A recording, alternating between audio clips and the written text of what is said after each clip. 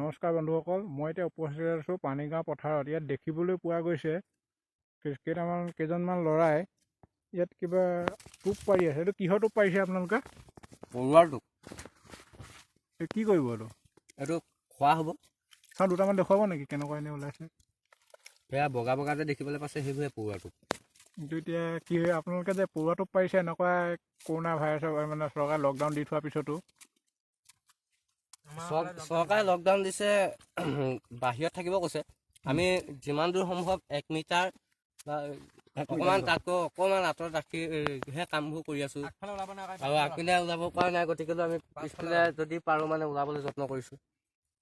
কাৰণ আমি এতিয়া ঘৰততো আবদ্ধ হৈ থাকিব নোৱাৰোঁ। আবদ্ধ হৈ থকা মানে ঘৰত আপোনালোকে বুজি পাইছে আৰু কিমান কামোৰ হয়। দিনৰ দিনটো ৰাতিপুৱাৰ পৰা গধূলিলৈকে কাম কৰি থকা মানুহ এতিয়া খাবলৈও মাছ মাংস বজাৰো বন্ধ কৰি দিছে। গতিকেলৈ আমি মানে দেশৰ অৰ্থনৈতিক যিটো অৱস্থা, অৰ্থনৈতিক অৱস্থাটো অকণমান হ'লেও মানে সবল কৰি ৰাখিবলৈ হেৰি কৰিছোঁ। আমি মানে কি পৰুৱা টোপকে খাদ্য হিচাপে গ্ৰহণ কৰিছোঁ।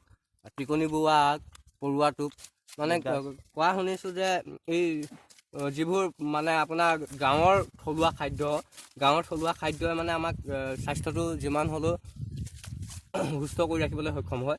গতিকেলৈ সেই কৰোণাৰ পৰা মানে আঁতৰত থাকিবৰ কাৰণে আমি এনেকুৱা এটা পদক্ষেপ লৈছোঁ। হয় নেকি দাদা? আপুনি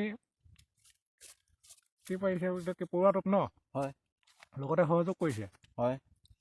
পাইছেনে দুটামান পাইছোঁ। হয়। আৰু এইপিনেও আমি দেখিবলৈ পাইছোঁ যে আৰু এজন ল'ৰাই পাৰি আছে।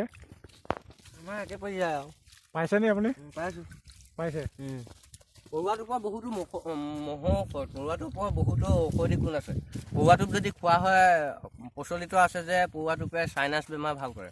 গতিকেলৈ আপোনালোকে যদি পাৰে, এতিয়াও যিসকল দৰ্শকে চাই আছে সেইসকল দৰ্শকক অনুৰোধ কৰিছোঁ, পৰুৱা টোপ পাৰিলে আপোনালোকে পাৰক, খাওক। পৰুৱা টোপে বৰ্তমান সময়ত মানে বিশেষকৈ গৰু বিহু আগদিনা বা গৰু বিহুৰ দিনা যদি আপোনালোকে বহাগৰ বিহুৰ আগত পৰুৱা টোপ খায়, তেনেহ'লে আপোনালোকৰ চাইনাছ বা তেনেকুৱা ধৰণৰ কিবা বসন্ত ৰোগ যদি আছে, আৰু যিহেতু এইবাৰ ফাকুৱা খেলিবলৈ আপোনালোকে নাপালে, কৰোণাৰ কাৰণে ফাকুৱাও খেলিব নাপালে, গতিকেলৈ মানে বসন্ত ৰোগৰ পৰা হাত সাৰিবলৈ এই পৰুৱা টোপ খোৱাটো মানে বাঞ্ছনীয় বা উত্তম।